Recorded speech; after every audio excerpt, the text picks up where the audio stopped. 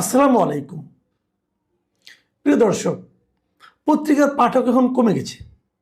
পত্রিকার উপর মানুষের বিশ্বাসযোগ্যতাও কমে গেছে। মানুষ পত্রিকাগুলোকে, নিউজ পেপারকে অথবা কনভেনশনাল মিডিয়া যেগুলো আছে সেগুলিকে মানুষ অতটা আর বিশ্বাস এখন করে না, তাদের উপর নির্ভরও করে না।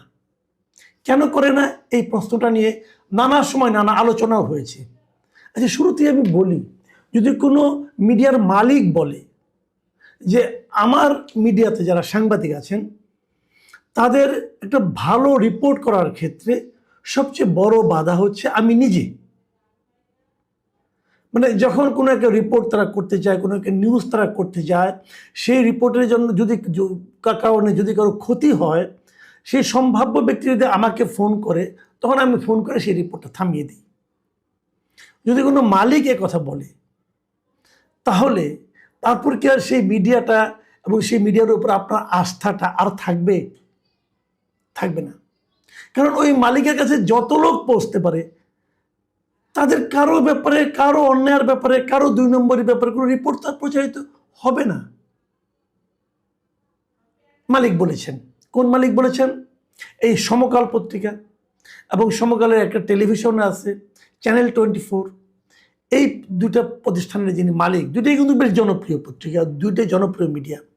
এদের মালিক একে আজাদ উনি নিজে বলেছেন যে যার বিরুদ্ধে সংবাদ হবে প্রথম ফোনটায় আসে আমার কাছে, এবং তিনি বলতেছেন যে আমি নির্দ্বিধায় বলতে পারি তারা মানে সাংবাদিকরা স্বাধীনভাবে কাজ করতে পারছে না।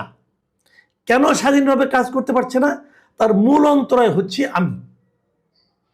তার মানে ওনার মিডিয়াতে স্বাধীনভাবে কোনো কাজ হয় না, কারণ উনি তো মূল অন্তরায় এবং উনি নিজেকে স্বীকার করেন।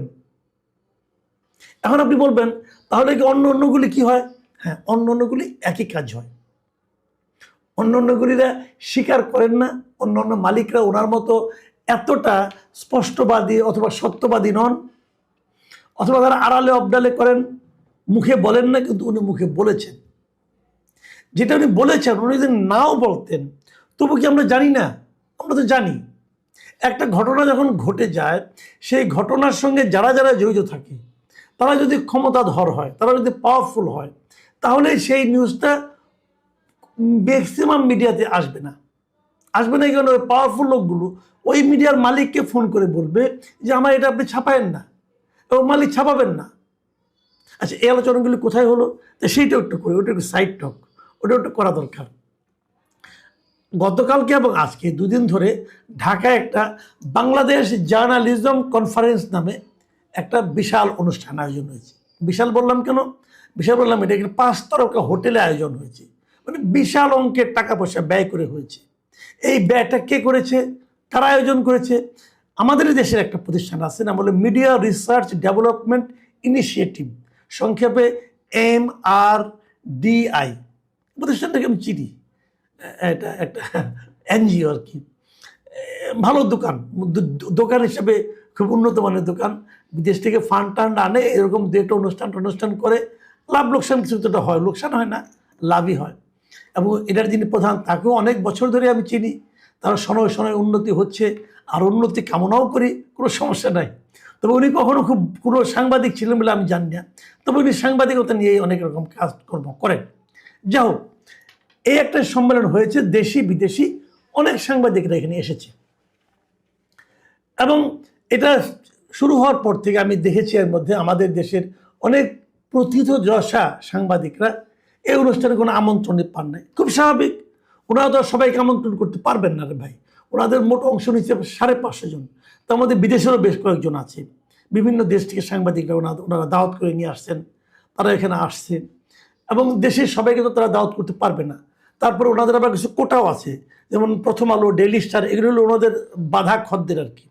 আগে এদেরকে নেবে, অথবা এদের এখানে যারা কাজ করতো আগে অন্য কোথাও চলে গেছে তাদেরকে নেবে, তারপরে যদি কিছু থাকে তাহলে তো অন্যদেরকে ডাকবে, তাই না? যারা আফসোস করেছেন তাদেরকে বলবো ভাই দুঃখ করেন না, এটা হলো একটা অভিজাত শ্রেণীর সম্মেলন হয়েছে, মানে অভিজাত সাংবাদিকদের সম্মেলন। ঠিক আছে, এখানে আপনারা হলো আম সাংবাদিক, এটা আপনারা পাবেন না দাওয়াতে, খুবই স্বাভাবিক। যাই হোক, সেটা সাইড টক, ওটা নিয়ে আলোচনা না করি।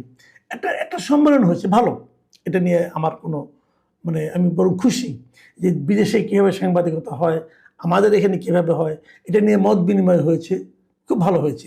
কিন্তু এখানে আমি অন্য কোনো আলোচনা যাচ্ছি না, আমি এখানে কেবল আজকে দ্বিতীয় দিন এবং শেষ দিনে আজকে ওই সমকাল এবং চ্যানেল 24-এর মালিক একে আজাদ উনি যে কথাটা বলেছেন সেই কথাটা নিয়ে আসলে আমার আলোচনাটা, যেটা দিয়ে আমি শুরু করেছিলাম। মানে উনি বলতে চাচ্ছেন আমাদের এখানে যে স্বাধীন সাংবাদিকতা হচ্ছে না, আমাদের এখানে যে বস্তুনিষ্ঠ সাংবাদিকতা হচ্ছে না, তার মূল কারণ হলো মালিক। এ হলো ওনার বক্তব্য, এবং ওনার বক্তব্যের সঙ্গে আমি 100% একমত। এই জিনিসটাই আমি বলতে চাচ্ছি যে ওনারা পারেন না, চাপ সহ্য করতে পারেন না, কারণ ওনাদের আরও অনেক ব্যবসা থাকে। এই কাজে সাহেব নিজেও বলেছেন, উনি বলেছেন যে আমার আরও অনেক ব্যবসা প্রতিষ্ঠান আছে, সেখানে সব মিলে ৭৫,০০০ কর্মকর্তা কর্মচারী সেখানে কাজ করে। তো এদের স্বার্থটা আমার দেখতে হয়। তো যদি বাইরে থেকে চাপ আসে, যদি সেই চাপ সরকার দেয়, তো সরকার তার অন্য ব্যবসা প্রতিষ্ঠানগুলিকে বসিয়ে দেবে, তো ওনার তো বিরাট লস হয়ে যাবে। কাজেই উনি এই চাপটা নিতে পারেন না এবং উনি ওই নিউজটাকে থামিয়ে দেন।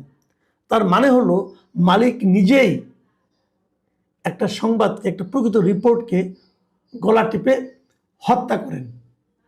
কেন করেন? এই করাটা কি ঠিক? ঠিক না। তারপরে গলা টিপে হত্যা করার পর যে মৃত সন্তানগুলিকে নিয়ে সংবাদটা প্রকাশিত হয়, ওটা কি আসলে সংবাদ? ওটা সংবাদ না। তা আপনি তো এইভাবে মানে মানুষকে প্রতারিত করতেছেন। কেন করেন ভাই? আপনার ৭৫,০০০ কর্মকর্তা কর্মচারী আছে বিভিন্ন ব্যবসা প্রতিষ্ঠানে, ওগুলোই করেন। আপনাকে মিডিয়াতে আসতে হবে কেন? যে মিডিয়াটাকে আপনি মিডিয়া বানাতে পারবেন না, যেখানে আপনি প্রতিদিন প্রতিদিন কিছু বিকলাঙ্গ সন্তান উৎপাদন করবেন, সেই কাজে আপনি যান কেন? আমি আজাদ সাহেবকে প্রশ্নটা করছি, ভাই এই কাজটা আপনি করেন না। এটা করার মধ্যে জানেন কি হচ্ছে? আপনি সাংবাদিকতাকে প্রতিনিয়ত ধর্ষণ করতেছেন। আপনি মানুষকে বোঝাচ্ছেন যে এটাই সাংবাদিকতা, যেটা নাকি একটা বিকলাঙ্গ সাংবাদিকতা, সেটা আপনি করছেন। কেন করছেন? আমি আগেই বলেছি, উনি স্বীকার করেছেন, অন্যরা স্বীকার করেন না। সবাই একই কাজ করেন। বাংলাদেশে সাংবাদিকতার কোনো স্বাধীনতা নাই, বাংলাদেশে কোনো সৎ সাংবাদিকতা নাই। ভাই আমি নিজে আজকে ৩৬ বছর উপরে হয়ে গেছে আমি সাংবাদিকতা করি। আমি গত ২-৩ বছর ধরে চাকরি করি না, এখন ফ্রিল্যান্সিং করি। এই কারণেই ফ্রিল্যান্সিং করি যে আমি কোনো প্রতিষ্ঠানে চাকরি করতে পারবো না আসলে। কারণ চাকরি করতে গেলে ওই মালিকের স্বার্থের কথা আমাকে প্রতিনিয়ত চিন্তা করতে হবে, যা আমি আগের বছরগুলিতে করে এসেছি এবং করতে করতে বুঝেছি যে ওখানে থাকলে সাংবাদিকতা করা যাবে না। তো বেরিয়ে এসেছি, এখন বলছি কিন্তু। তাহলে আপনারা যেটা করছেন ওটা তো সাংবাদিকতা নয়, ওটা তো বিকৃত সাংবাদিকতা। বিকৃত মানে আপনি সোল্ড হয়ে গেছেন ওই গোষ্ঠীর কাছে। বিকৃত মানে আপনি স্বাভাবিক না অস্বাভাবিকতার মাধ্যমে বিকলাঙ্গতা আপনার সাংবাদিকতার মধ্যে আপনি প্রচার করছেন। কেন করেন?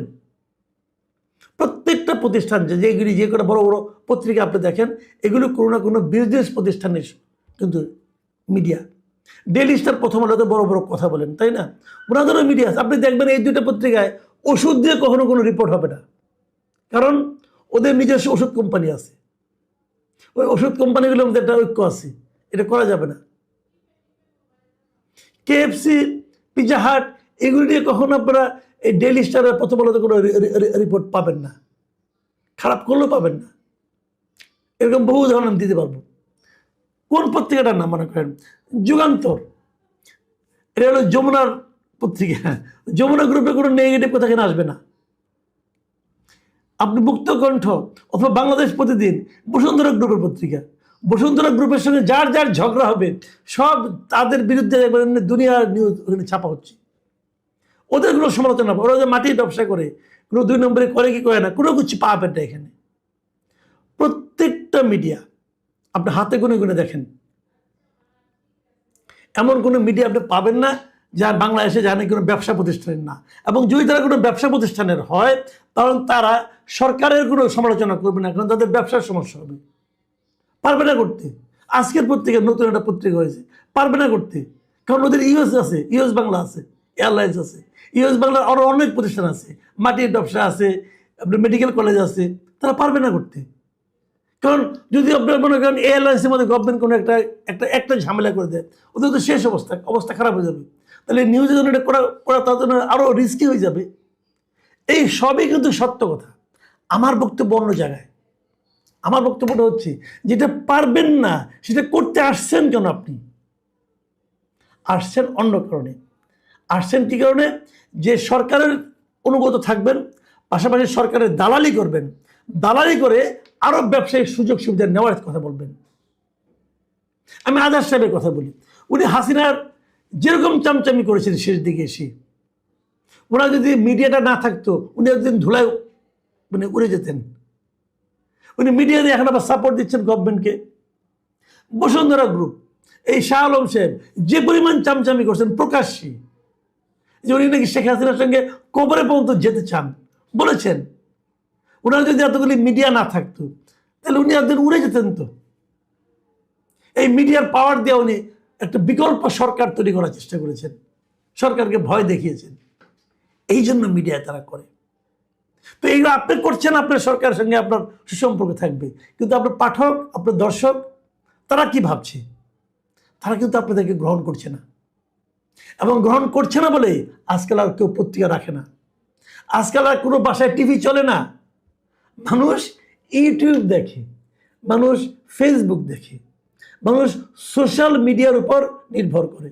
এবং সোশ্যাল মিডিয়ায় অনেক অপতথ্য প্রচারিত হয়, কিন্তু তারপরে মানুষ বুঝে নেয় যে এত অপতথ্যের ভিড়ে সঠিক তথ্যটা কোনটা, মানুষ নিজ দায়িত্বে বুঝে নেয়।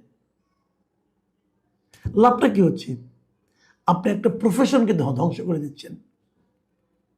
এর মাধ্যমে এরা একটা প্রফেশনকে ধ্বংস করে দিচ্ছে। প্রিয় দর্শক, এটা নিয়ে আমি বিভিন্ন সময় আবার কথা বলবো মিডিয়া নিয়ে।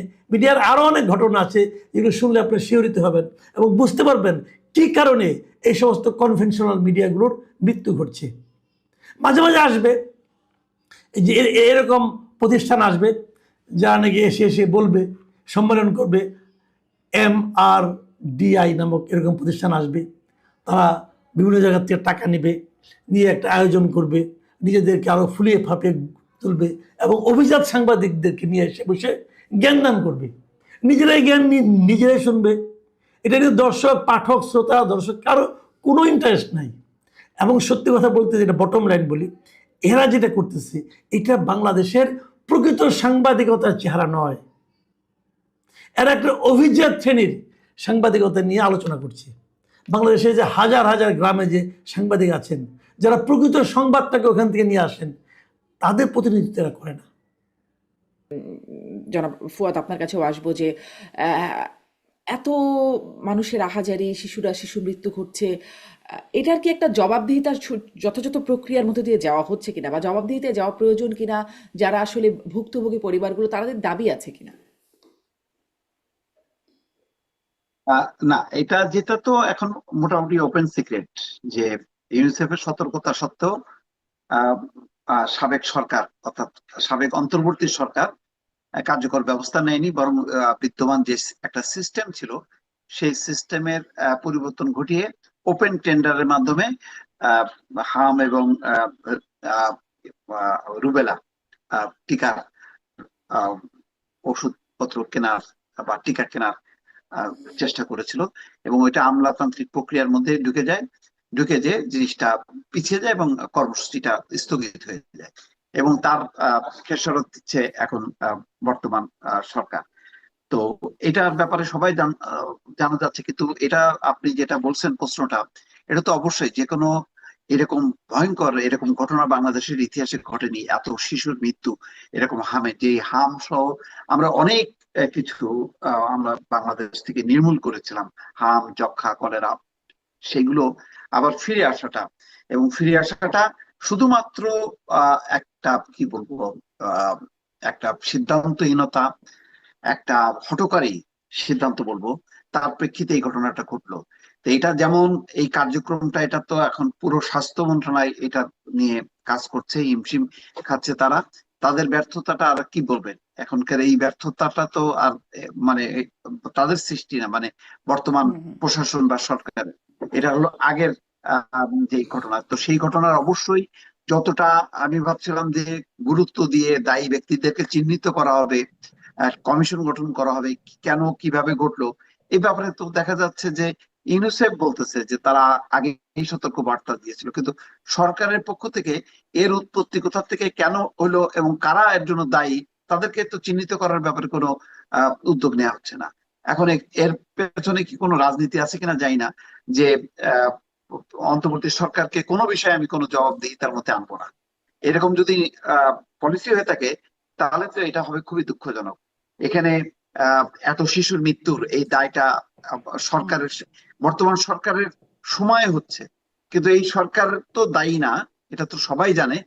তাহলে কারা দায়ী? সেই আগের সরকার হোক বা তার আগের সরকার হোক, এটা তো সঠিক একটা চিত্রটা সবাই আশা করে যে এই যে আপনি এটার একটা বলছেন কোনো বিষয়ে কোনো জবাবদিহিতামূলক। জবাবদিহিতা আনবো না, এটা কি একটা মানে দায় মুক্তি দেওয়ার প্রক্রিয়ার মতো কিনা? মানে অতীতেও এরকম প্রক্রিয়া দেখা গেছে, তো ফলে এই প্রশ্ন আসতেই পারে মনে হয়। অন্তর্বর্তী সরকার তত্ত্ব মানে এই সরকারগুলো মানে খুব লাকি সরকার। 111 সরকারকেও হুম। অনেক বিষয়ে দায়ী করা যেত, কিন্তু হাসিনা সরকার সেটাকে আম, কোনো দায়ের মধ্যে নিয়ে আসলো না এবং তাদেরকে ওভারকাম করলো। শুধু তাই না, তাদেরকে প্রমোশন দিল, বিদেশে তাদেরকে পোস্টিং দেয়া, রাজনীতিতে পুনর্বাসন করা, জেনারেল মাসুদের ক্ষেত্রে হুম। সেগুলো আমি দেখলাম। এখানেও তো বড় ধরনের অপরাধ করে গেছে ইউনূস সরকার।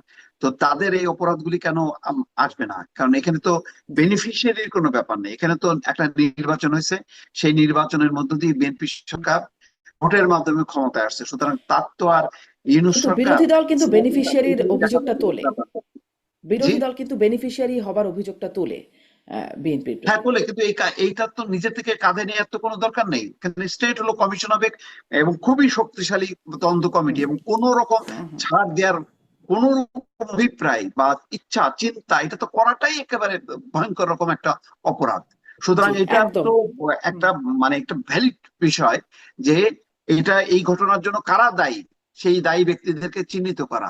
তো এখানে কেন বিএনপি সরকার নিশ্চুপ আছে, এটা আমার কাছে বোধগম্য না। একটা প্রশ্নের বিষয়, অনেক ধন্যবাদ। মানে এই জায়গাটায় থেকে আমি ব্যারিস্টার ফুয়াদ থেকে যেতে চাইবো যে আপনি যেটি বলছেন, বেনিফিশিয়ারি না হলে আসলে এটি তাদের নিশ্চয়ই তারা ব্যবস্থা নেবার মতো অবস্থায় যাবে। আর যদি ব্যবস্থা না নেয় তাহলে একটা, তো ওই যে মানে বেনিফিশিয়ারি কিনা সেই প্রশ্নটা উঠেই যায়। ব্যারিস্টার ফুয়াদ, আপনারও একটু মন্তব্য শুনতে চাই যে দায়ীদের বিরুদ্ধে ব্যবস্থা নেওয়া হয় না কেন, হচ্ছে না কেন? এখানে 350-র মতো শিশু মারা গেল, আরও অনেকে হয়তো সেই তালিকায় সামনে যুক্ত হতে থাকবে। জানা যাচ্ছে বিশেষজ্ঞরা বলছেন যারা আক্রান্ত হয়েছে সুস্থ হয়ে গেছে, তারাও দীর্ঘদিন বা সারা জীবনই হয়তো অনেকেই, তাদের মধ্যে অনেকেরই বা একটা বড় অংশই নিউরোলজিক্যাল নানান সমস্যায় ভুগতে থাকবেন।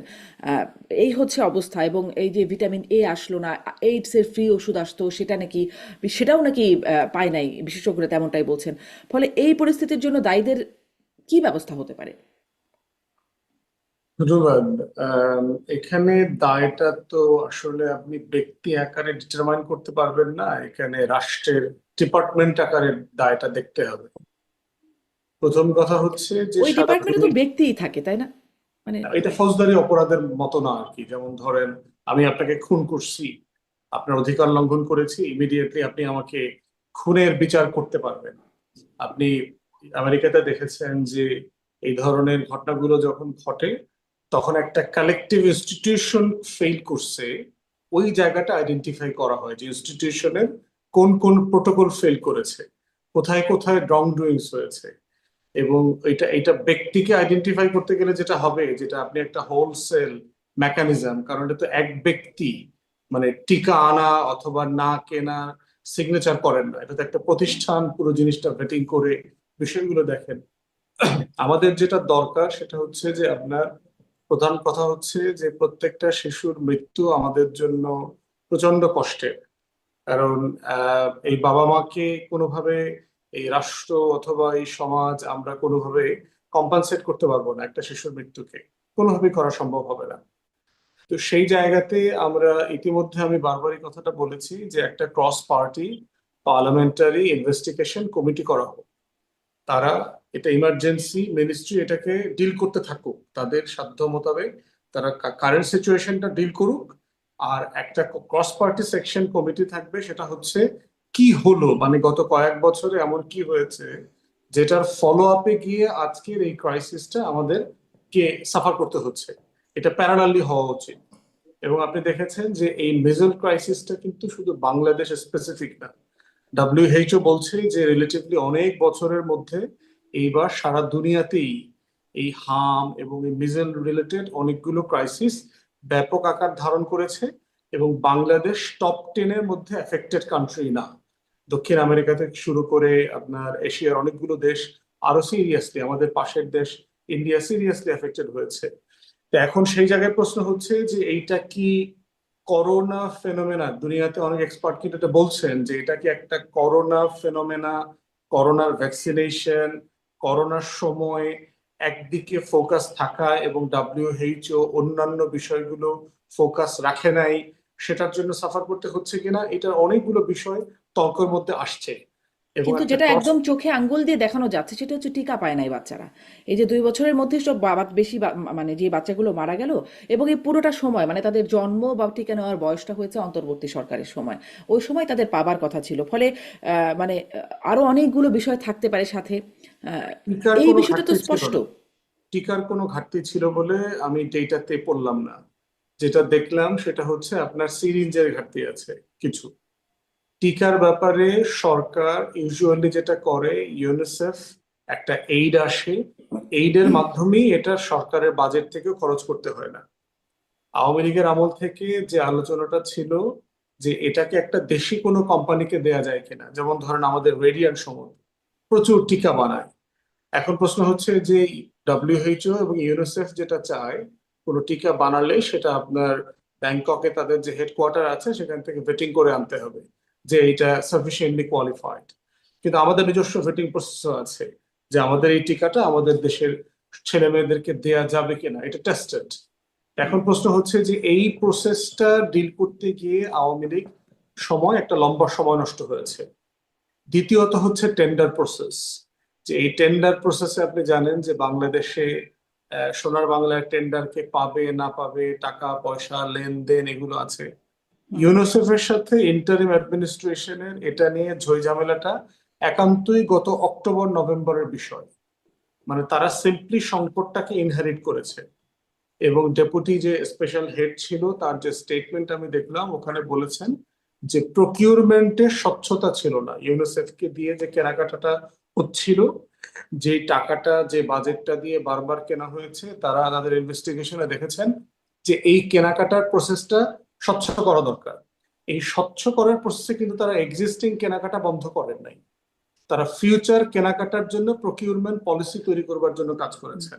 কিন্তু আমি কিন্তু সবখানে দেখতে পাচ্ছি যে প্রক্রিয়া বিষয়টাকে এভাবেই উপস্থাপন করা হচ্ছে। আমাকে যদি মোস্তফা ফিরোজও বলেন আমি ভুল হলে, যে অন্তর্বর্তী সরকারের সময় কেনাকাটার যে প্রতিষ্ঠিত পদ্ধতি মানে ছিল, প্রচলিত ছিল, সেখান থেকে সরে এসে তারা ওপেন টেন্ডারের মাধ্যমে কিনতে চেয়েছিল। ইউনিসেফ সতর্ক করেছিল, যেটি মোস্তফা ফিরোজ বলছিলেন।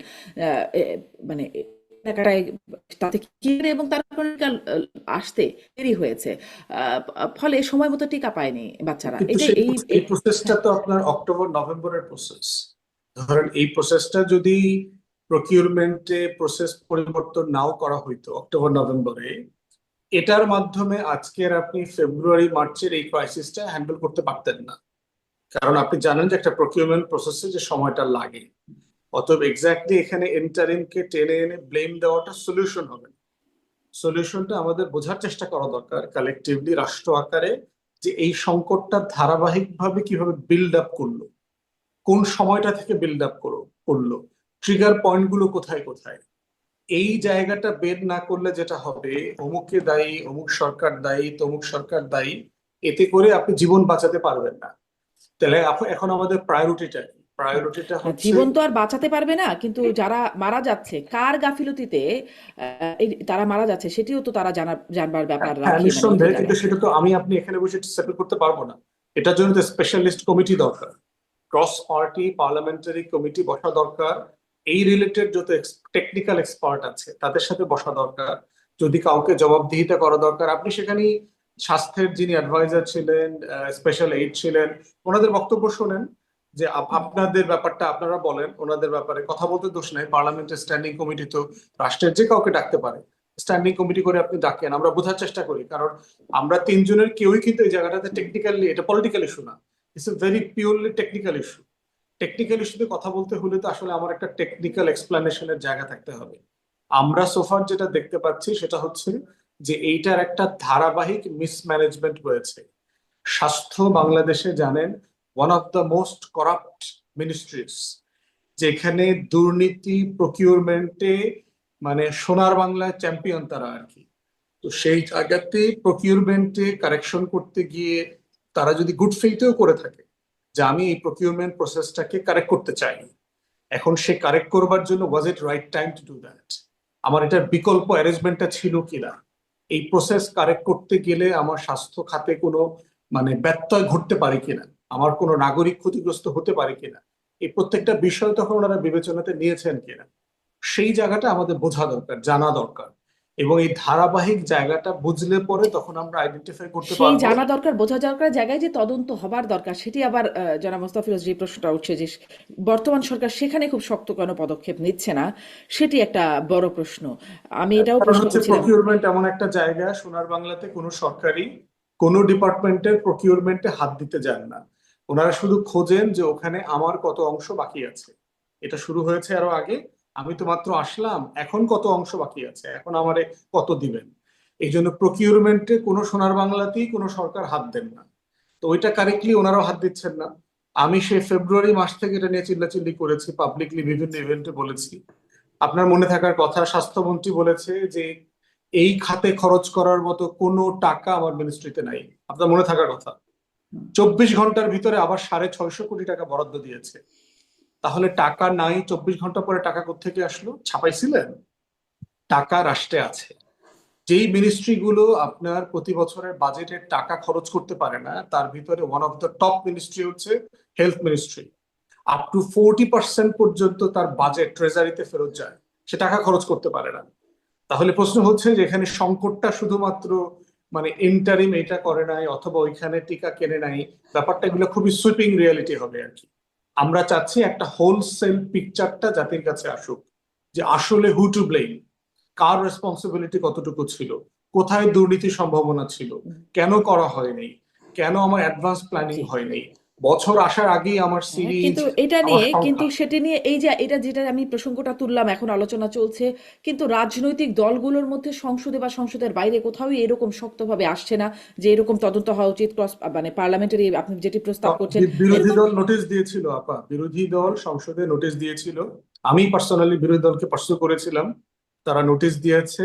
নোটিশে সরকার বলেছে যে একটা সিঙ্গেল স্টেটমেন্ট দিয়েছে, এটা কোনো সংকট না, খুব সিরিয়াস কোনো বিষয় না, যে এটা জনগুরুত্বপূর্ণ। আপনি জানেন যে পার্লামেন্টারি ল্যাঙ্গুয়েজ একটা কথা আছে, জনগুরুত্বপূর্ণ বিষয় দিলে আপনি থাকলে অন্য টপিকের মধ্যে আপনি এটা পশিল করতে পারবেন।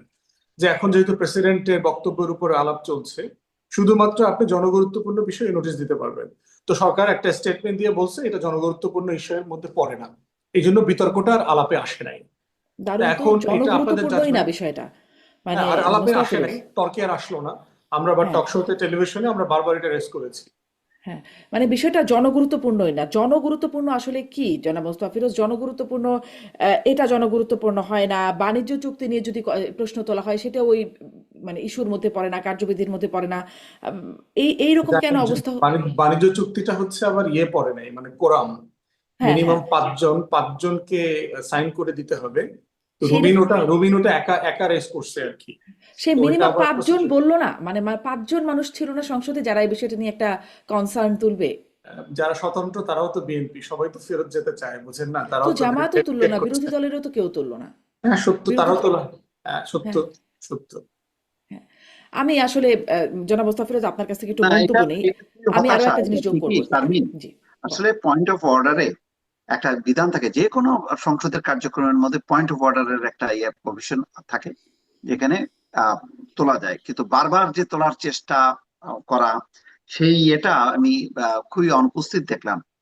বিরোধী দলের সদস্যরা সংস্কার, গণভোটের রায় বাস্তবায়ন নিয়ে যতটা সোচ্চার বক্তব্য রেখেছেন, তখন কিন্তু ওই সমসাময়িক সময় কয়েকটা বিষয় সামনে এসছে, তার মধ্যে ছিল অবশ্যই হামের এই মৃত্যু, তারপরে জ্বালানি সংকট, আর একটা হচ্ছে এই যে বাণিজ্য চুক্তি। এগুলি ছিল খুব বার্নিং পয়েন্ট। এই পয়েন্ট গুলোতে দেখলাম যে খুব সোচ্চার ভূমিকাটা, ওই যে আমি হয়তো বলতে গেছি, আমাকে বাধা দেওয়া হয়েছে, আমি চুপ করে গেলাম, বিষয়টা তো এরকম ভাবে এত আহ, মানে নিয়মের কথা বলে আর অ্যাভয়েড বলতে করাটা গেছেন উচিত একমাত্র হয়নি। রুমিন ফারহানাই, সরকারও একমাত্র রুমিন ফারহানাই। সরকারেরও এটা খুবই আমি বলবো সমালোচনা করি এই কারণে যে এটা ধরেন বিরোধী দলের বিষয় না, এই যে হামের বিষয়টা, এইটা পুরো সংসদের ব্যাপার, পুরো জাতির বিষয়।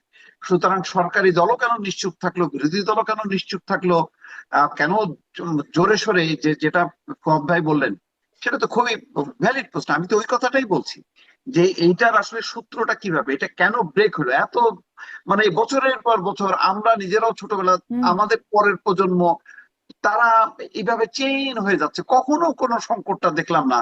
কি এমন ঘটনা ঘটলো, কোন পদ্ধতিটা ব্রেক হলো যে কারণে সংকটটা তৈরি হলো? তাহলে তার উৎস কি? হ্যাঁ, অবশ্যই আমি তো বলছি তো, এটা কি অন্তর্বর্তী সরকার, পাস্ট অন্তর্বর্তী সরকার, নাকি হুম। হাসিনার সরকার, নাকি তার আগের সরকার? তার একটা চিত্রটা কিন্তু আমি পাচ্ছি না। আমরা তো সত্যি যে কেউ আমরা এক্সপার্ট না, এটা তো সত্য। সেই কারণে আমরা কিন্তু যে কথাগুলো বলছি ভাষা ভাষা বলতেছি, কিন্তু কেন আমার কথা হলো যে সরকার এটার ব্যাপারে গুরুত্ব দিয়ে এটা সংসদে উঠলো কি উঠলো না, এইটা বড় কথা না। বড় কথা হলো সরকার কেন এটাকে এর পেছনে কারণটা কি, কেন নিজের কাঁধে নিচ্ছে এই পুরো দায়টা? তাহলে মানে কি কারণে এটা উঠলো, তার চিত্রটা কিন্তু আমি কনফিডেন্টলি বলতে পারতেছি না। একদম তার যে গবেষণা, এবং এখানে স্বাস্থ্য সাথে যুক্ত বহু বিশেষজ্ঞ আছে, তাদেরকে দিয়ে একটা কমিটি করলে এটা খুবই ফাইন্ড আউট করা যেত। কারণ ফাইন্ড আউট যদি আপনি না করেন, তাহলে তো সামনে আবারও অন্য একটা বিপর্যয় হবে। আজকে নয় হামের কারণে এটা মৃত্যুর ঘটনা ঘটছে, হুম। এরপরে দেখা যাবে যে আরেকটা ব্যাধির কারণে মৃত্যু ঘটতেছে। তাহলে আপনাকে তো এই পুরো বিষয়টা, আপনাকে একটা হামের এই ঘটনাটা দিয়ে আপনাকে তো চোখে আঙুল দিয়ে দেখানো হচ্ছে যে স্বাস্থ্য মন্ত্রণালয় ফেল করছে। সুতরাং হুম। স্বাস্থ্য মন্ত্রণালয় শুধু প্রশাসনিক দাপ্তরিক কাজ দিয়ে সংকট মোকাবেলা করা যাবে না, জি। বিশেষজ্ঞদেরকে যুক্ত জি। করতে হবে, এবং সরকারকেও জানতে বিশেষজ্ঞরা হবে যেটি যে বলছেন কোন যে আপনি জায়গায় বলছেন, অ্যাড্রেস করলে এই জি, সংকটের সমাধান হবে। আপনি বলছেন যে সামনে আরো হয়তো দেখতে হবে। বিশেষজ্ঞরা বলছেন যে অন্তত 11টি রোগের টিকা, আসলে শুধু হাম তো না, 11টি রোগের টিকাই এই সময় বিপর্যস্ত হয়েছে টিকা ব্যবস্থায়, ফলে সঠিকভাবে টিকা পায়নি, ভিটামিন এ পায়নি, ফলে অপুষ্টিতে থাকা শিশুরা আরো বেশি কাবু হয়েছে এই হামে। এই একটা পরিস্থিতি, ফলে আশঙ্কা তো আছেই মনে হয় যে সামনে আরো, কিন্তু সরকারি দল বিরোধী দল এই বিষয়টিতে নিশ্চুপ। আপনি বলছিলেন ব্যারিস্টার ফুয়াদ, শুধুমাত্র অন্তর্বর্তী সরকারের দিকে আঙ্গুল তোলা ঠিক হবে না, বা এটা একটা তদন্তের ব্যাপারে, যদি তদন্তটা আমরা দেখতে পাচ্ছি না। সম্প্রতি একটা অনুষ্ঠানে আমি দেখছিলাম যে সরকার দলীয় সংসদ সদস্য হুমাম কাদের তিনি বলছেন যে, আপনিও দেখেছেন হয়তো বা দেখেননি জানি না, তিনি বলছেন যে যখন মাইলস্টোন ট্র্যাজেডি যে ঘটনা ঘটলো, সেখানে ডাক্তার সামন্তলাল সেন, যিনি আগের সরকারের স্বাস্থ্যমন্ত্রী ছিলেন এবং বাংলাদেশের বার্ন চিকিৎসা বিশেষজ্ঞ, তিনি সাহায্য দিতে এগিয়ে আসতে চেয়েছিলেন, কিন্তু তিনিই দাবি করছেন এটি, কিন্তু এই সরকার সেটি নেয় নাই, কারণ সে আওয়ামী লীগের আমলের স্বাস্থ্যমন্ত্রী ছিল, এটি হয়তো কারণ। এবং তিনি দাবি করছেন তার সাহায্য নিলে হয়তো হয়তো আরো কিছু প্রাণ বাঁচানো যেত। মানে একটু অন্তর্বর্তী সরকারের মধ্যে অদক্ষতা এবং গোঁড়ামির কিছু ব্যাপার ছিল কি? এখন তো মেয়াদ শেষে আমাদের পর্যালোচনাটা কি? দেখেন, সামন্তলাল সেনকে তো ডাক্তার হিসেবে আমরা খুবই শ্রদ্ধা করতাম, সম্মান করতাম। কিন্তু 24-এর আন্দোলনের সময় তিনি যে কাজগুলো করেছেন, সেগুলো তো আমাদেরকে খুবই হতাশ করেছে। যে একজন পেশাদার ডাক্তার হিসেবে বিভিন্ন হাসপাতালে ফোন করে করে বলেছেন যে কোনো রেকর্ড না রাখার জন্য, কাউকে ডেথ সার্টিফিকেট না দেবার জন্য, কাউকে ট্রিটমেন্ট না দেবার জন্য যারা আন্দোলন করে আসতেছে, এবং যেই রেকর্ড গুলো রাখা হয়েছিল সেগুলো ধ্বংস করে ফেলতে বলা হয়েছে, মুছে ফেলতে বলা হয়েছে। এখন এইসব কারণে তো সামন্তলাল সেনের ব্যাপারে আমাদের যে একটা শ্রদ্ধার, যে একটা মহত্বের যে জায়গাটা ছিল, তিনি তো এরকম একটা ডামির নির্বাচনে মন্ত্রী হয়েছেন, তো ওই সম্মানের জায়গাটা তো কোনো না কোনো ফর্মে তো কম্প্রোমাইজড হয়ে গেছে। তো সেই জায়গাতে আহ, এই কাজটা তারপরও ওনার লিমিটেড স্কেলে ওনার প্রফেশনাল এক্সপার্টিজের ব্যবস্থা নেওয়া দরকার ছিল কিনা, যদি আমাদের সেই বিকল্পটা নাই থেকে থাকে, যে ওনার মতো ওনার লেভেলের এই এক্সপার্টিজ আমাদের দেশে দ্বিতীয় কোনো বিশেষজ্ঞের নাই, তাহলে সেটা তো অবশ্যই কোনো না কোনো ফর্মে সেটা বিবেচনা করা যেত। কিন্তু আমি শিওর না যে বাংলাদেশে আমাদের আরো যারা এক্সপার্ট আছেন, যারা বার্ন ইউনিটে কাজ করেন, প্রফেসর, কনসালটেন্ট আছেন, তারা কি আসলে সাফিসিয়েন্ট ট্রিটমেন্ট দিতে পারেন নাই, এরকম কোনো রিয়েলিটি ছিল কিনা। তো এটা তো মানে কমেন্ট করাটা খুব মুশকিল আর কি, যে এই মুহূর্তে যে আমাদের টেকনিক্যাল রিয়েলিটি আসলে কি ছিল তখন। জনাব মোস্তাফিজ, আপনি কি ছোট্ট একটা মন্তব্য করবেন এই প্রসঙ্গে? কোন বিষয়ে? এই যে যেটি নিয়ে আলোচনা তুললাম, যে হুমাম কাদের যেটি বলেছেন যে সামন্তলাল সেন তিনি না, সাহায্যের জন্য এগিয়ে হ্যাঁ এসেছেন, হ্যাঁ, এটা কিন্তু তো ঠিকই। মানে অন্তর্বর্তী সামন্তলাল সরকার। সেনের তো আমি জানি না, উনি আমার কাছে আহ, আমি এটা শুনি নাই। কিন্তু ক্রাইসিস মোমেন্টে ওনার যেহেতু এক্সপার্টিস আছে হুম, আগুনের ব্যাপারে, এটা উনি ওনার এই সাহায্যটা নেওয়া যেত। আর বাকিটা তো পলিটিক্যাল ডিসিশন, এটা তো সামন্তলাল সেন এইখানে নস্যি ব্যাপার। হুম, এটা হলো রাজনৈতিক সিদ্ধান্ত, কোন হাসপাতালে ভর্তি না হওয়া না হওয়া। কিন্তু উনি যেহেতু এক্সপার্ট আর জীবন রক্ষার ব্যাপার, তখন তার সমস্ত কিছু বাদ দিয়ে জীবন রক্ষার বিষয়টা গুরুত্বপূর্ণ ছিল। সেই সময়টাও আহ, এই সব ইস্যু আনা উচিত হয়নি, কারণ অন্তর্বর্তী সরকারের সময় দেখেন অনেক বিষয় অনেক ভাবাবেগে অনেক হুম, ন্যায় কাজটাকে অন্যায় কাজে রূপ দিচ্ছে, হয়তো খুবই ভ্যালিড বিষয়।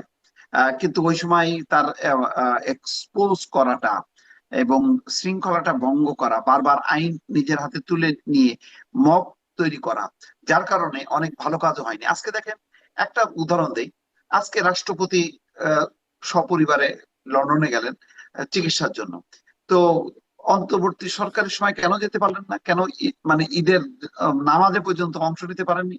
উনি তো নিজে বলছেন যে আমাকে সেখানেও পার্টিসিপেট করতে দেওয়া হয়নি। অথচ তার অধীনেই তো পুরো ডক্টর মোহাম্মদ ইউনূস সহ সবাই শপথ নিয়েছে, কিন্তু তাকে আবার মানে বঙ্গভবনে অবরুদ্ধ করে রাখা হয়েছে।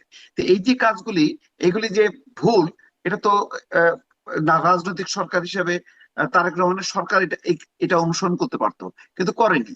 কারণ সাংবিধানিক ধারাবাহিকতাটা পক্ষপাতী বর্তমান সরকার। কিন্তু ডক্টর মোহাম্মদ ইউনূস তো তার ধারাবাহিকতা রাখেনি, বরং ছাত্ররা, তরুণরা আবেগের চোটে যখন যা বলছে, তার মধ্যে অবশ্যই কিছু সঠিক ছিল, কিছু ভুল ছিল। এই ভুলের মধ্যে আপনি সামন্তলাল সেনের কথা বলতে পারেন, হুম। তার মতন বিশেষজ্ঞ। এটা তো মানে যদি রাজনীতিটা বাদ দেন, সে মন্ত্রী ছিল, এইটা মাথা থেকে যদি বাদ দেন, তাহলে তো এইরকম একটা গুরুত্বপূর্ণ সময়, জীবন বাঁচানোর সময় তাকে কাজে লাগানো যেত, কিন্তু কাজে লাগানো যায়নি। ওই যে মব কালচারের মধ্যে আমরা তখন ঢুকে পড়ছিলাম। রাষ্ট্রপতি তো বঙ্গভবনে অবরুদ্ধ ছিল, মানে তার সাথের যারা ছিলেন বা তার নিয়োগকর্তা যারা ছিলেন মূলত, তারা তো সব জেলখানায় বা পলাতক অবস্থায় ছিলেন। ফলে তিনি তো বরং ভালোই ছিলেন মনে হয় এই সময়টা। ব্যারিস্টার ফুয়াদ, আপনার কাছ থেকে একটু মানে এই প্রসঙ্গে না, এটার রাষ্ট্রপতি সাথে ওটার আপনি তুলনা করা ঠিক হবে না, কারণ ওইটা তো সাংবিধানিক পদ। বারবার বলা হচ্ছে যে রাষ্ট্রপতি না, পদটা ব্যক্তি স্পিকাররাও না। সাংবিধানিক পদ ছিলেন, স্পিকার ছিলেন সাংবিধানিক পদ, তিনিও পলাতক ছিলেন। হ্যাঁ, পলাতক ছিলেন, উনি তো নিজে থেকে পদত্যাগ করছেন, ওনাকে তো ফোর্স করা হয়েছে বলে কেউ যায়নি। এটা এটা তো বরং উনি অন্যায় করছেন। উনি কেন পদত্যাগ করতে গেলেন? ডেপুটি স্পিকার ওনাকে কি জেলে বলা ছিলেন। হয়েছে পদত্যাগ করার জন্য? সেটা তো জানি না আসলে পদত্যাগ করতে বলা হয়েছে কিনা। আহ, মানে কেন পদত্যাগ করেছেন সেটি একটা বড় প্রশ্ন। তাকে তো আর পাওয়া যাচ্ছে না, মানে তার বিষয়ক অনেক সন্দেহজনক আচরণ দেখা গেছে তখনও এখনো। মানে অন্তর্বর্তী সরকারের সময়ও তিনি কই ছিলেন কেউ বলে নাই, উনি এই উনি সরকারের সময় উনি এসে তিনি যদি হঠাৎ করে উনি জামিন যদি কেন পেয়ে গেলেন জানি না। পদত্যাগ না করতেন, তারপরে উনি যদি সে ডেপুটি স্পিকার ছিল, উনি যে কারাগারে ছিলেন বলে ওনাকেও শপথ আহ, মানে বাক্য পাঠ করানো যে কথা, তাকে দেওয়া হয়নি। তো ওই একই ভাবে কারণে যদি শিরীন শারমিনও যদি কারাগারে থাকতেন, সেটা অন্য কথা। কিন্তু উনি তো পদত্যাগ করে একটা সাংবিধানিক সংকট তৈরি করলেন। ধরেন রাষ্ট্রপতি যদি ওই সময় পদত্যাগ করতেন, তাহলে সংকটটা আরো বাড়তো। তখন কি হতো আমি জানি না, তখন সুপ্রিম কোর্ট কি মানে মতামত দিতেন তার ভিত্তিতে চলতো।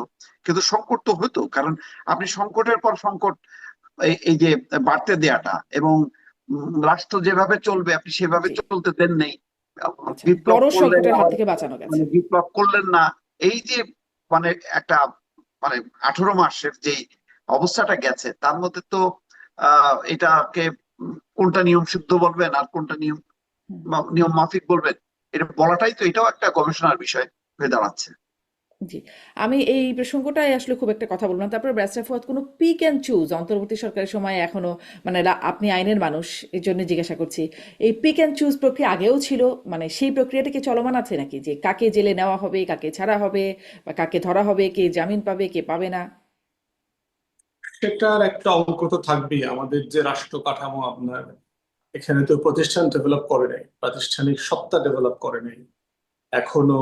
আপনার আহ, যে অ্যাপয়েন্টমেন্ট গুলো হচ্ছে না হচ্ছে, এই যে বাংলাদেশ ব্যাংকে গভর্নর পরিবর্তন করা হলো, আহ, যাচ্ছে তাই করে আপনি দুদকের সবাইকে ফোর্স রিজাইন করতে করতে বললেন, কিন্তু দুদকে কাউকে অ্যাপয়েন্টমেন্টও দিলেন না।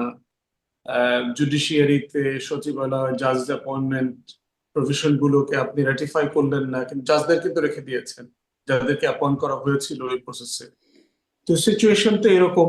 এবং মামলাগুলো নিয়েও তো আমরা বারবার আপনার এখানেও কথা বলেছি, বারবার কথা বলেছি যে আওয়ামী লীগের নেতাদেরকে যাদেরকে ধরেছে তাদেরকে তো কাউকে রাইট মামলাতে গ্রেফতার করা হচ্ছে না। এবং দিন শেষে যেটা হচ্ছে যে জুলাইয়ের জেনুইন শহীদদের বিচারটাও যেমন হচ্ছে না, জুডিশিয়াল প্রসেস গুলো আহ বিব্রতকর অবস্থায় হচ্ছে। ধরেন এই যে ৭১-এর ৩টা সাংবাদিককে ওয়ারেন্ট করেছে আপনার আইসিটিতে। মানে এটা খুবই এইসব সাংবাদিককে দেশের মানুষ কেউ পছন্দ করে না, আমরাও পছন্দ করি টরি না। আপনি ফালতু, থার্ড ক্লাস, দোসর, আওয়ামী লীগের দালাল এগুলো বলতে পারবেন, কিন্তু ফৌজদারি অপরাধে নিতে হইলে তো মানে ফৌজদারি অপরাধের উপকরণ থাকতে হবে। মানে সেটা কি, এবং সেটা যেই কথাগুলো বলা হচ্ছে এগুলো খুবই মানে আইনের দৃষ্টিতে খুবই দুর্বল প্রপোজিশন আর কি। তো সেই জায়গাতে এটা করে যেটা হচ্ছে বিচার প্রক্রিয়াকে প্রশ্নবিদ্ধ করা হচ্ছে, দুর্বল করা হচ্ছে। সাকিব সাকিবের ব্যাপারে খুনের মামলা হচ্ছে মিরপুরে কোথায় আপনার দেখলাম। তো সাকিবের ব্যাপারে আমি প্রচুর বক্তব্য দিয়েছি রাস্তাঘাটে বিভিন্ন জায়গায়। তার জুয়া খেলা, বেটিং, গোল্ডের ব্যবসা, টাউট বাটপারি, সে তো অনেক কিছু কাজ করছে, এগুলো নিয়ে প্রচুর কথা বলছি। তারপরে কনফ্লিক্ট অফ ইন্টারেস্ট, দলে থাকা অবস্থায় আওয়ামী লীগে জয়েন করে এমপি হয়েছে ভোট ছাড়া। কিন্তু সেগুলো বাদ দিয়া সাকিবকে আপনি একটা খুনের মামলা দিচ্ছেন। এবং ইন্টারেস্টিংলি আমি একটা রিপোর্ট দেখলাম, সেখানে এক লোক বলতেছে আমি নাকি ওই লোককে বলছি সাকিবের বিরুদ্ধে থানা গিয়ে মামলা করতে। এইটা কদিন আগে আমি একটা রিপোর্ট দেখলাম আর কি, যে আমার সাথে নাকি ওই লোকের কথা হয়েছে, আমি বলছি তুমি সাকিবের বিরুদ্ধে একটা মামলা দিয়ে দাও আর কি। এখন আমি তো মানে কোনো আগামাথা খুঁজে পাইতেছি না যে কি হইতেছে। মানে ইসলামীর তো একটা সীমা থাকতে হবে আর কি, যে আপনি ফৌজদারি প্রসেসকে ডিল করতে গেলে। এই সীমাটা আসলে একদম চূড়ান্ত পর্যায়ে মানে কর্তৃপক্ষ লেভেলে এই ফাইজলামি সীমাটা লঙ্ঘন করলো কে? মানে অন্তর্বর্তী সরকারের পুরোটা সময় আচ্ছা মামলা হয়েছে, গ্রেপ্তার হয়েছে, জামিন হলো না, মানে কেন? আপনি বলছেন যেগুলো তো আসলে এই মামলায় তো তারা এই অপরাধে প্রতিষ্ঠান তো নাই, অপরাধী না। আপনার সিম্পলি প্রতিষ্ঠান নাই। মানে আপনি যে এক একটা প্রতিষ্ঠান যে একটু পরিশ্রম করে কাজ করবে, যেমন একটা ছেলেকে গ্রেফতার করবেন কিনা, আপনি করলে তাকে কি মামলায় দিবেন? মানে এই যে দেখেন ফেসবুকে পোস্ট দেওয়ার জন্য যে ৫-৬টা ছেলে মেয়েকে গ্রেফতার করা হইলো সারা দেশে, মানে কিসের মামলায় দিলেন? বিশেষ ক্ষমতা আইনে গ্রেফতার করেছে। অথচ মামলাটা তো সুইটেবল মামলা হচ্ছে সাইবার সুরক্ষা আইন। কিন্তু সাইবার সুরক্ষা আইনের উপকরণে এই জিনিসগুলো পড়ে না। পলিটিশিয়ানদের সমালোচনা, ফেসবুকে গালাগালি, আমাদেরকে ধরেন প্রত্যেক দিন পাকিস্তান পাঠায় দেয়, অথচ পাকিস্তানে ফ্লাইট হলো সপ্তাহে 2টা। প্রত্যেক দিন কিভাবে যাবো বলেন দেখি এখানে? তো এইটা তো আমাকে সহ্য করতে হবে, আমার ভালো না লাগলেও সহ্য করতে হবে। This is a reality, public face, আপনি এটা সমালোচনা সহ্য করবেন। কিন্তু এই যে কাজগুলো করতেছে বিশেষ ক্ষমতা আইনে গ্রেফতার করা, এই একই কালচারের ব্যাপারেই তো আমরা গত 17 বছর সমালোচনা করেছি। এই কাজগুলোই তো অন্যায়, এটাই তো জমতে জমতে জমতে জমতে পাহাড় হয় এক সময়। এইটার গোড়ার সমস্যা হচ্ছে প্রতিষ্ঠান। এবং এই যে দেখেন এখন পুলিশে যারা দায়িত্ব পাচ্ছেন, খুব কি প্রফেশনাল অফিসাররা দায়িত্ব পাচ্ছেন? পাচ্ছেন না তো। আবার ওই যে আমার, তোমার, কার, কে কোথায় পরিচিত ছিল, আওয়ামী লীগের সময় ভালো ছিল, প্রচুর ধরেন টাকা পয়সা ধরেন কামাইছে। রাজনৈতিক সরকার যখন থাকে তখন তাদের একটা রাজনৈতিক ইন্টারেস্ট তো থাকেই, ফলে তারা তাদের স্বার্থে অতীতে বর্তমানে বিভিন্ন সময় এটা দেখেছি। কিন্তু অন্তর্বর্তী সরকারের সময় তো আমরা এটা আমাদের প্রত্যাশা ছিল তাদের কোনো রাজনৈতিক ইন্টারেস্ট সেভাবে নাই। তারপরেও এই পিক অ্যান্ড চুজটা কেন হলো না, ওইটা যেটা শিশু? তাদের যেটা করেছিল যে বাস্তবতার কারণে, যে আপনার রাষ্ট্রটা যেখান থেকে ভেঙে গেছে ওই জায়গাতে রাষ্ট্রটা ধরা এবং ধরে এটাকে আলগায় রাখা 14 মাস 16 মাসের জন্য। এবং সেটা আপনি কোন জায়গাতে হাত দেবেন? পুলিশ প্রশাসনের কথা ধরেন, যে বাংলাদেশে 5ই আগস্টের পরে 2-3 সপ্তাহ কোনো থানাতে পুলিশ ছিল না, মানুষজন পাহারা দিয়েছে। আমরা আমাদের ভলান্টিয়ার নিয়ে নিয়ে লোকাল থানায় দেখছি, তা গিয়েছি, সেগুলো তো পাহারা ধরেন একটা দিয়েছি। সমস্যার প্রতিষ্ঠান নাই উদ্ভব তো। হয়েছে, সেগুলোতে হ্যাঁ, একটা সমস্যার উদ্ভব ওই সময়টাই হয়েছে, যেটা অন্তর্বর্তী সরকারকে ফেস করতে এটা হয়েছে। সেটি কিন্তু চলমান ছিল। এটা হচ্ছে যেমন হামের বিষয়টা, যদি আমরা যে আলোচনাটা করছিলাম সেটি, যেমন প্রচলিত একটা পদ্ধতির বাইরে চলে যাওয়ার মতো বিষয়, এটা অন্তর্বর্তী সরকার এসে করলো, যেটি আমরা অন্ততপক্ষে গণমাধ্যম সূত্রে সবগুলো জায়গায় দেখতে পাচ্ছি। বা এখানে সব মানুষকে মানে নিয়ে একরকম জেলে ভরে রাখা যাকে বলে, কারণ তাদের বিরুদ্ধে যথাযথ মামলা নাই, তাদের যথেষ্ট যে অপরাধ সেই অপরাধের কোনো মেনশনই নাই কোথাও। ফলে এই কাজগুলো তো নতুন করে হলো, মানে অন্তর্বর্তী এটা কিন্তু এগুলো তো ছিল না। কোন পুলিশ করেছে? এটা তো অন্তর্বর্তীকালীন সরকারের সদস্যরা নতুন, কিন্তু যাদেরকে দিয়ে কাজগুলো করানো হয়েছে এই মানুষগুলো তো নতুন না। তারা পুলিশকে বলেছে অ্যাকশন নেবার জন্য, তারা জুডিশিয়ারিকে বলেছে অ্যাকশন নেবার জন্য।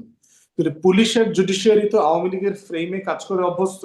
গত 20 বছর সে একটা ফলে পার্টিকুলার সব আওয়ামী লীগকে ধরে ফেলেছে। গ্রামার গ্রামার ফলো করে না। এখন যাদেরকে পুলিশ জানে এখন কাকে গ্রেফতার করতে হবে, পুলিশ তো এখন এখন আমাকে দিয়ে তো গ্রেফতার করবে না, পুলিশ তো এখন গ্রামার জানে কাকে ধরতে হবে। এখন আপনার ওই রূপা হকরে পাইলে ধরবে, আগের ওই আওয়ামী দোসর টোসর পাইলে ধরবে। পুলিশও তো এই গ্রামারে অভ্যস্ত হয়ে গেছে, কাকে কখন সালাম দিতে হবে এটা তো পুলিশ জানে। যে এখন সরকার বদলায় গেছে, এখন সালাম বদলায় দিতে হবে। আগে এইভাবে সালাম দিছি, এখন সালাম এইভাবে দিব। তো এখন এই সালামটা টোটাল, সবাই উপভোগ করছে, এটাই হ্যাঁ, সমস্যা এখন ভাই। এই যে টোটাল প্রশাসন দেখছেন না বিএনপি হয়ে গেছে, সারা দেশ বিএনপি হয়ে গেছে। 5th ডিভিশন প্রত্যেকে বিএনপির দেখলাম জিয়ার সৈনিক, এক হাও লড়াই করো। সচিবালয় থেকে শুরু করে সব জায়গায় দেখি জিয়ার সৈনিক, যাদেরকে আমরা 17 বছর খুঁজে পাইনি। আপনি বিএনপি অফিসের সামনে যাবেন, এখন কোনো লোক নাই, সব ধান্দা ফান্দা করতেছে জিয়া সৈনিকরা। তাহলে এখন প্রশ্ন হচ্ছে, এই রাষ্ট্রকে যদি প্রাতিষ্ঠানিকীকরণ করা না যায়, হুম, হুম। যে আর রাষ্ট্রকে অন্ধ করে অন্তর্বর্তী ফেলতে সরকারের হবে। সময় যে সৈনিকরা ছিল তারা এখন কোথায়? হ্যাঁ, অন্তর্বর্তী সরকারের সময় যে সৈনিকদের দেখা যেত বিভিন্ন সময়, তারা এখন কোথায়? অন্তর্বর্তীকালীন সরকারের তেমন সৈনিক টনিক ছিল না তো। তেমন সৈনিক ছিল মানে অন্তর্বর্তীকালীন সরকারের সৈনিক তো সবাই, তেমন কোনো সৈনিক ছিল না। অন্তর্বর্তীকালীন সরকার তো মোটা দাগে বিএনপির নিয়োগকর্তা ইনফ্লুয়েন্স, হিসেবে যারা ছিল আর কি। বিএনপির ইনফ্লুয়েন্স আকারে চলেছে সেখানে। মোটা দাগে এটা যতটা না পত্রিকাতে এসছে অত দা হয়তো মোটা দাগে এরকম কোনো সৈনিক টনিক ছিল না আর কি, আচ্ছা, যারা আমি সরকারকে ডিফেন্ড করে। জনাব মোস্তফা কাছ থেকে একটু শুনি এটা। জি, জনাব মোস্তফা ফিরোজ, আপনার মন্তব্য। ওই সময় এটা পিকুলিয়ার অবস্থা ছিল ওখানে।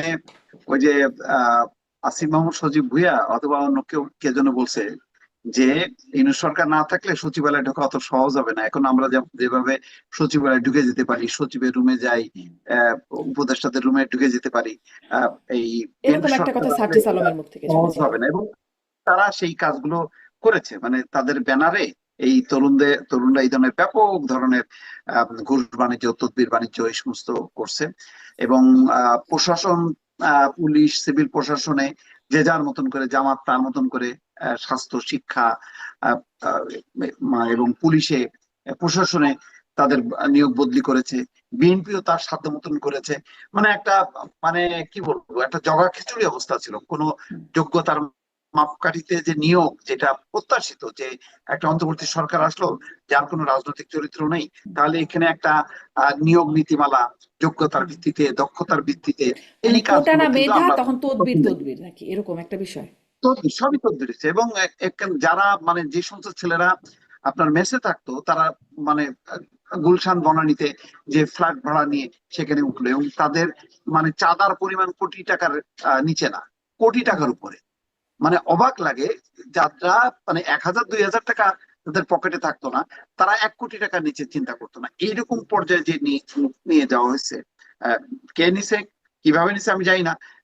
তাদেরকে নিশ্চয়ই হাওয়া দিছে, তাদেরকে বলা হয়েছে তোমরাই সব, তোমাদের কারণে আমরা ক্ষমতায় আছি। এবং তাদের তো আসলে চিন্তা ছিল 18 মাসে ক্ষমতা ছেড়ে দেয়া না, তাদের চিন্তা ছিল 5 বছর। এবং একজন উপদেষ্টা তো বলছে যে নির্বাচনের কথা টেবিলে তোলাই যাইতো না, মানে নির্বাচন ছাড়া এইভাবে চলতে থাকবে, পিছনে থাকবে ছাত্ররা। কিন্তু আস্তে আস্তে ছাত্রদের এই শক্তিটা দুর্বল হয়ে যাওয়াতে, পরিস্থিতি যখন দেখলো যে কেউ বিনিয়োগকারীরা আসছে না, অর্থনীতির অবস্থা খারাপ হচ্ছে, তখন তারা দেখতেছে আরে এটা তো বিপদ হচ্ছে, এইভাবে তো টিকে থাকা যাবে না।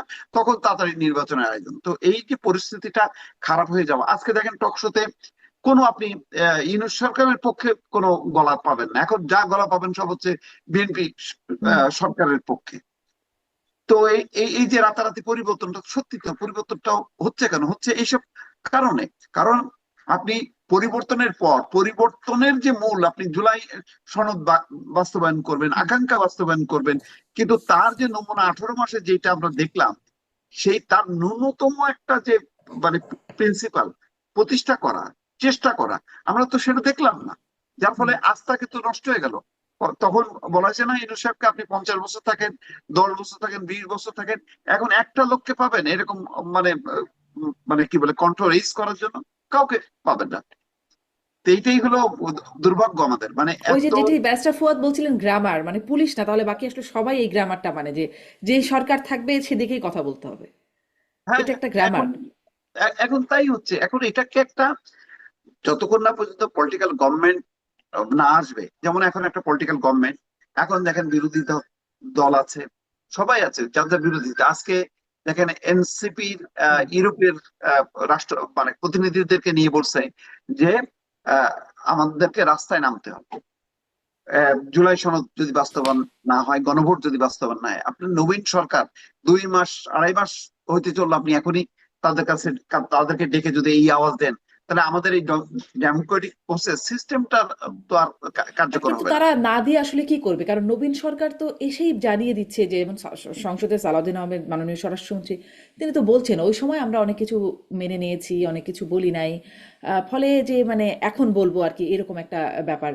ফলে না, না, না, মানে না, তাদের তার কথা ইয়েটা তো স্পষ্ট তারা হচ্ছে হচ্ছে না, মানে দুনিয়া যে অবস্থানটা। আমরা জুলাই সনদ মানি না তা না, তারা তো বলতেছে আজকে, যেমন আজকে তারেক রহমানই তো দলের 3টা সংগঠনের প্রতিনিধিদেরকে কি বলছে, যে আমাদের নির্বাচনী অঙ্গীকার অক্ষরে অক্ষরে আমাদেরকে এটা পালন করতে হবে। সেই নির্বাচনী অঙ্গীকারের মধ্যে কি 31 দফা নাই? সেই 31 দফা কি জুলাই সনদের মধ্যে নাই? আপনি যে ফরম্যাটই হোক না কেন ভাই, মোটা দাগের যদি কিছু সংস্কার এই সরকার যদি বাস্তবায়ন করে, এটা সবাই মিলে এটা সংসদের মাধ্যমে এটা বাস্তবায়ন করেন। একেবারে জুলাই সনদে স্বাক্ষর করছি বলে, এবং যেখানে নোট অফ ডিসেন্ট আছে, এখানে অনেক আলোচনা। এটা আমার চেয়ে ব্যারিস্টার ফুয়াদ আরো আমার কথা হচ্ছে, আদায়ের কিছু সংস্কার দরকার। সেই সংস্কারের ব্যাপারে বিএনপি আপত্তি করছে না, বিরোধী দলও আপত্তি করছে না, কিন্তু খামাকাই একটা নেগেটিভ একটা ইমপ্রেশন যদি আমি এখন ইউরোপের প্রতিনিধিদেরকে, রাষ্ট্রদূতদেরকে বা তাদের কর্মকর্তাদের সামনে যদি প্লেস করি, এটা ভালো হবে না। তার মানে আমাদের রাজনৈতিক ব্যবস্থাটা দুর্বল হয়ে যাবে। আমি সেটাই বলতে চাচ্ছি, কারণ রাজনৈতিক ব্যবস্থাটা যদি টিকে থাকে, বিরোধী দল কি এখন দৌড়াইতে হচ্ছে? বিরোধী দল কি ঘর ছাড়া? বিরোধী দলের নামে কি মামলা হচ্ছে? বিরোধী দলের কয়টা নেতা এখন কারাগারে আছে? কেউ তো নাই। এখন সবার ফ্রিডম আছে, সে সভা সমাবেশ করতে পারছে, সে এই যে কথা বলতে পারছে, মানে টেবিল টকে বলেন, সংসদের ভেতরে বাইরে সবাই তো মুক্ত এখন। আগে কি অবস্থা ছিল? বিরোধী দল মানেই হচ্ছে নিশ্চিহ্ন করো, তাদেরকে দৌড়ের উপর রাখো, তাদেরকে মামলা দাও। সেই জায়গা থেকে যে আমার উত্তরণটা হয়েছে, এটা তো স্বীকার করতে হবে। সরকারের ক্রিটিসিজমটা এই যে আপনি, আমি বললাম না যে এটা সরকারেরও ব্যর্থতা, যে কেন চলমান যে ক্রাইসিস গুলো আছে, এই যে হামের ক্রাইসিসটা, তারপরে বাণিজ্য চুক্তির বিষয়টা সবাই জানতে যাচ্ছে যে এটা দেশের স্বার্থ বিরোধী। এটা নিয়ে সোচ্চার কেন আলোচনা হলো না? 2 দিন 3 দিন ধরে কেন আলোচনা হচ্ছে না? কেন পুঙ্খানুপুঙ্খ বিষয়গুলো সংসদে তুলে ধরা হচ্ছে না? এই বিষয়গুলো তো গুরুত্বপূর্ণ। তো এইটা নিয়ে তো সমালোচনা করবোই, কিন্তু আপনি সমালোচনা করার অর্থটা কি এরকম হবে যে আপনি এখনই মানে বিদেশি প্রতিনিধিদেরকে ডেকে বলবেন যে এই সরকার ব্যর্থ, আমরা যে কোনো মুহূর্তে আমরা রাস্তায় নামবো? রাস্তায় নামার এই আওয়াজটা তোলা মানেই হচ্ছে জি, আপনি মানে আমি সংসদীয় যে যাত্রাপথ, সেই যাত্রাপথকে আপনি ভণ্ডুল করতে চান। হুম, দুটো ইস্যু, এই যে বিদেশি কূটনীতিকের সাথে এনসিপি প্রতিনিধিদের সাক্ষাৎ, কদিন আগে মার্কিন কূটনীতিক জেমস স্টুয়ার্ট, তার সাথেও তিনিও গেছেন, আসিফ মাহমুদ সজীবের সাথে দেখা করেছেন। এই প্রসঙ্গটা আমি আনবো, যে কি আসলে কথাবার্তা হচ্ছে, কেন এত দেখা সাক্ষাৎ হচ্ছে, রেগুলার একটা বিষয় কিনা। কিন্তু ব্যারিস্টার ফুয়াদ, তার আগে ওই বিষয়টা খুবই গুরুত্বপূর্ণ, যে বাণিজ্য চুক্তি এই বিষয়টাও কেন সবাই চুপ করে গেল, কেউ যে কিছু বললো না, এটা আসলে কি কারণ বলে মনে হয়? সংসদে আছে, সংসদে এত আলোচনা হয়, উত্তপ্ত আলোচনা, সংসদের বাইরে আলোচনা হয়, সংসদের বাইরে কত রকম আন্দোলনের হুমকি দেওয়া হয় বিরোধী দলের পক্ষ থেকে, সরকারও অনেক রকম কথা বলে, বাণিজ্য চুক্তি নিয়ে কেন কেউ মুখ খোলে না? না, শুধু বাণিজ্য চুক্তি না, আমার মনে হয় যে আপনি অনেক চুক্তি অনেক বিষয় নিয়েই দেখবেন যে এই সেশনে আসলে কথা বলার সুযোগ হয়নি। কারণ হচ্ছে যে 50 আওয়ার্স এর যে সেশন, এটা পিওরলি ডেডিকেটেড টু মানে প্রেসিডেন্টের ভাষণের উপরে কথা হবে। তারপরও আপনি নোটিশ দিয়ে দিয়ে বিভিন্ন ইস্যুতে কথা বলবার সুযোগ আছে, কথা বলার চেষ্টা করাও হয়েছে। খুব বেশি সুযোগ পাওয়া গেছে তা না, দেখবেন জ্বালানি বিষয়ে কিন্তু বিরোধী দল কথা বলতে চেয়েছে, নোটিশ দিয়েছে।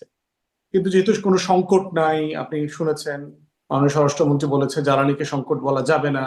অর্থাৎ যদি সংকট না থাকে, এটা তো জনগুরুত্বপূর্ণের ডেফিনেশনে পড়ছে না যে আপনি পয়েন্ট অফ অর্ডারে এটা কথা বলবেন।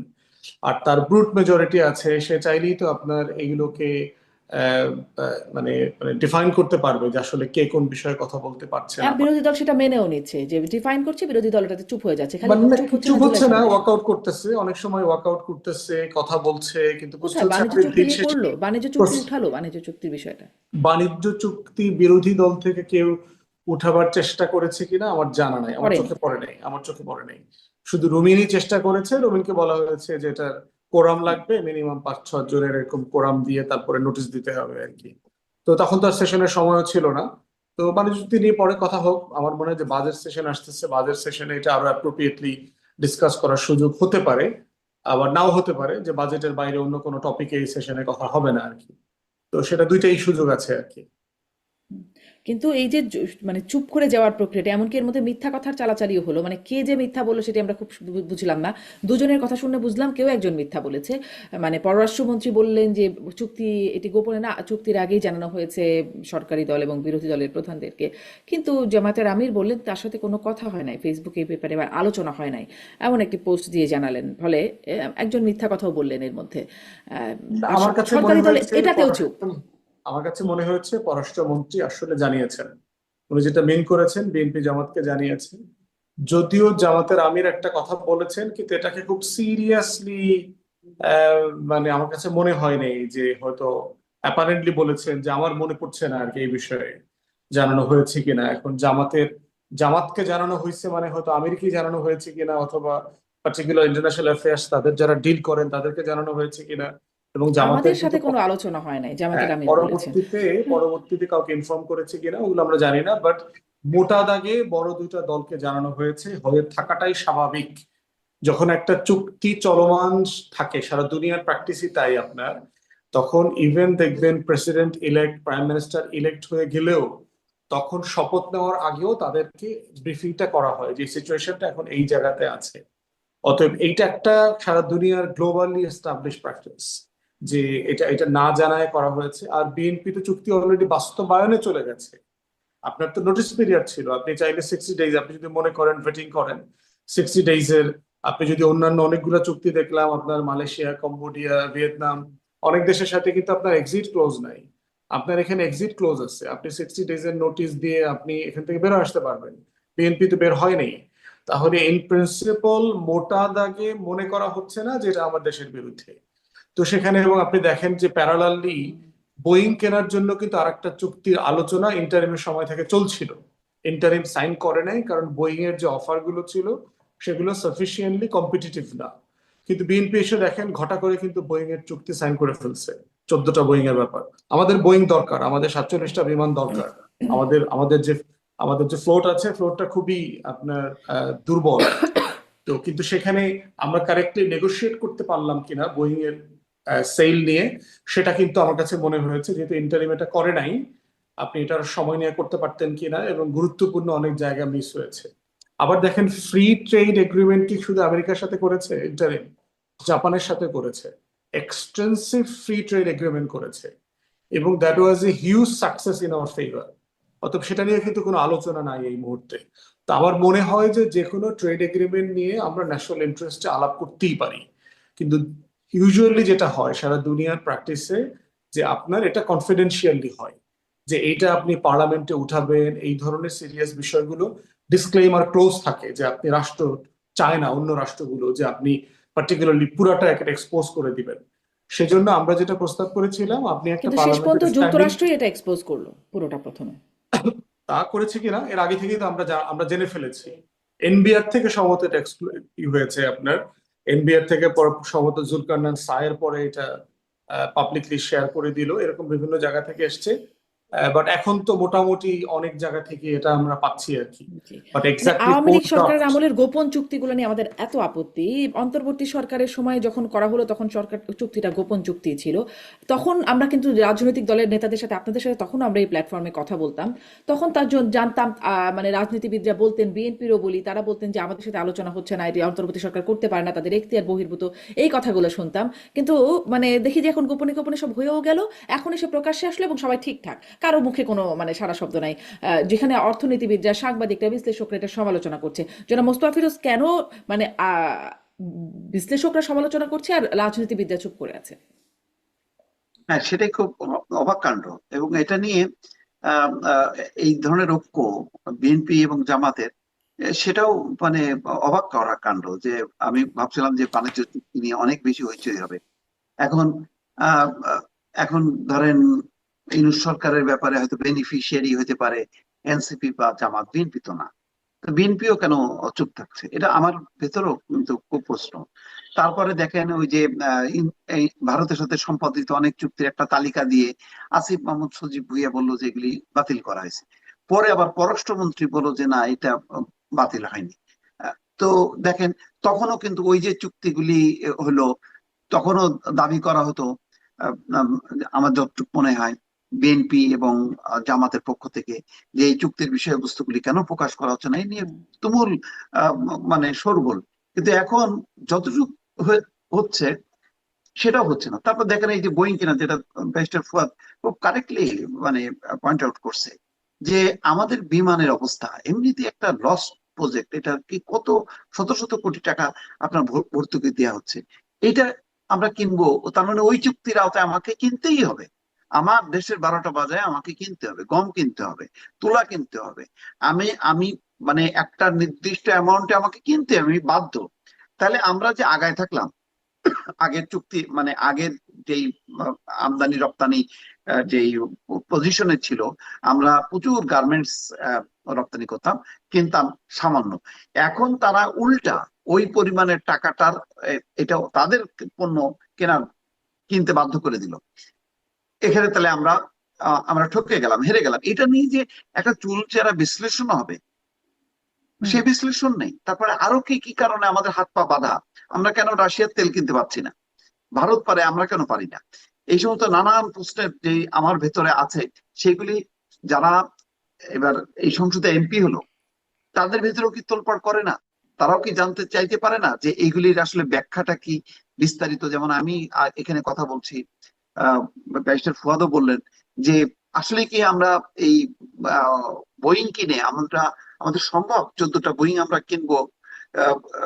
এক্সিস্টিং যেই ফ্লাইট গুলি, সেই ফ্লাইট গুলি খালি আসা যাওয়া করে, খুব বেশি রুটও আমাদের নাই। সেই রুট গুলো চালু করলে আরো সেটা লোকসানের মধ্যে পড়তে হয়। তো এগুলি কি হচ্ছে আলটিমেটলি? তাহলে তো সেই ধারাবাহিকতাটা কিন্তু মানে সেই ইউনূস সরকারও যা করলো, এই সরকারের সময় তাই হচ্ছে। তাহলে তাহলে এর আগে হাসিনা সরকার কি তাহলে অপরাধ করলো? সেও তার চুক্তিগুলি প্রকাশ করেনি, ইউনূস সরকারও করে নাই, এই সরকারও করছে না। তো সবই তো দেখা যাচ্ছে একই ব্যাপার। জি। ব্যারিস্টার ফুয়াদ মাথা নাড়াচ্ছেন, খুব সংক্ষেপে 30 সেকেন্ডে যদি যোগ করেন, তারপর শেষ করে ফেলবো আমাদের অনুষ্ঠান। প্রথম কথা হচ্ছে যে যুক্তরাষ্ট্রের সাথে ট্যারিফটা চুক্তিটাকে যেভাবে খুব নেগেটিভলি প্রেজেন্ট করা হচ্ছে, এটাকে যদি কেউ ক্রিটিক্যালি পড়ে, সিচুয়েশনটা আমাদের দেশের জন্য এত নেগেটিভ না। আপনি দেখেন, যারা পড়েছেন তারা ক্রিটিক্যালি পড়েন নাই, মানে বিশ্লেষক, অর্থনীতিবিদ। এটা পড়ার কাঠামো পরিবর্তন হতে পারে না। আমি তো উকিল, ধরেন আপনি পড়লে একরকম হবে, আমি পড়লে একরকম বুঝবো। দেখেন, ট্রাম্প এসে কি করলেন, আপনার ডাব্লিউটিওর আর্টিকেল 24 ইনভোক করলেন। ডাব্লিউটিওর আর্টিকেল 24 কি জিনিস? এটা হচ্ছে কাইন্ড অফ ন্যাশনাল ইমার্জেন্সি। ওই দেশ বলছে যে এমএফএন বলে একটা জিনিস আছে আমেরিকাতে, tax regime, most favour nation, যেটা দিয়ে তারা বিভিন্ন দেশের সাথে পার্সেন্টেজ, ভ্যারিয়েবল পার্সেন্টেজে তারা ট্যাক্স ডিল করে আর কি। ধরুন আমাদের গার্মেন্টস প্রোডাক্টের উপরে আমেরিকার 14% ট্যাক্স আছে, এমএফএন এর উপরে, মোস্ট ফেভার নেশন। এর উপরে হচ্ছে তারা আবার রেসিপ্রোকাল ট্যারিফটা চালায় দিল, জি। আর্টিকেল 24 ইনভোক করে, যে আমার ইকোনমির অবস্থা ভালো না, ডাব্লিউটির এই ফ্রেমের বাইরে গিয়ে আমাকে ট্যাক্স ইম্পোজ করতে হবে। তখন আপনার মনে থাকার কথা যে আমাদের উপরে 39% ট্যারিফ ইম্পোজ করলো। এবং পরবর্তীতে কিন্তু আপনার এই, এবং ট্যারিফটা ইম্পোজ করছে কেন, মানে এটা ফ্রেমটা কি, আমেরিকার জায়গা থেকে দেখেন, আমেরিকাতে আমরা ব্যারিস্টার ফুয়াদ, পুরো বিষয়টা আজকের আলোচনা অন্তত এই ব্যাখ্যাটা আর করা যাবে না। আমি নিশ্চিত যে আপনি এই বিষয়ে একটা ভালো ব্যাখ্যা দিতে পারবেন। সেই জায়গাটা কিন্তু আমার যে প্রশ্নটার একটুখানি এটাই ছিল যে আলোচনাটা কেন হচ্ছে না? সরকারি দল তো নাই, বিরোধী দলও এই বিষয়ে কোনো কথা বলছে না, কেউ কথা বলছে না কেন? মানে প্রশ্নগুলো যেহেতু উঠছে, কেন কথা বলছে না? না, ওইটা আমার মনে হয় যে কথা বলার টপিক তো সোনার বাংলায় অবারিত আর কি। পত্রিকা খুললে দেখবেন যে কথা বলার টপিকের কোনো মানে শেষ নাই আর কি। কিন্তু প্রশ্ন হচ্ছে যে এখন আপনি কতগুলো গুরুত্বপূর্ণ বিষয় দেখবেন। দেখেন, বিরোধী দলে এখন যারা সংসদ সদস্য আছেন, জামাতের 4 জন ছাড়া অলমোস্ট সবাই নতুন, প্রথমবার পার্লামেন্টে আসছেন।